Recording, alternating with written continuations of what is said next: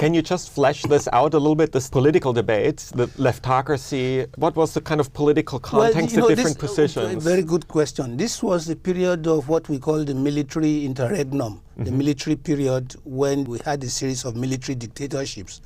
And we were trying first to get the military out of government, but also there was a very deep and very wide repression. For instance, we had, some of our students worked for the security police, so the secret police. So the campus was crawling with, and so. And what period was this exactly? Would be from end of the Civil War in 1970 up until mid-80s. Okay. And so the context was that. And so there was a very intense debate on what were leftist progressive forces, both in the universities and in the trade unions and in the professional associations. What role were they to play in relation to the military?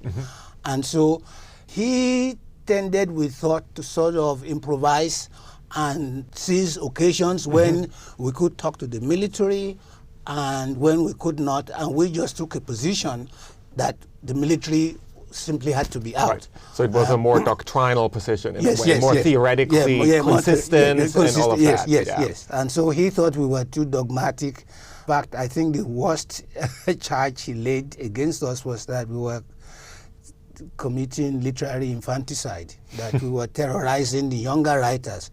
He said writers like himself could not be intimidated by our ideological purity. He said younger writers, some of who happened to be our students. He thought that we were a very bad influence on them, and so so it became a kind of pedagogical struggle at the same time. Because in fact, at that time, the military, in fact, they did sack many lecturers, many teachers, because they said we were not teaching what we were paid to teach. Probably true. Probably true. But except that then I wrote a famous newspaper article in which I said they had to give me text which different from Things Fall Apart, No Longer at Ease. Not just this very narrow canon. Yeah, exactly. No, but I said with text like The Beautiful Ones Are Not Yet Born, Things Fall Apart, No Longer at Ease, that it shows that there's a profound crisis. And with this text, what else did the military expect us to teach? If not text that question the state of things. Of course. And that silenced them, I think.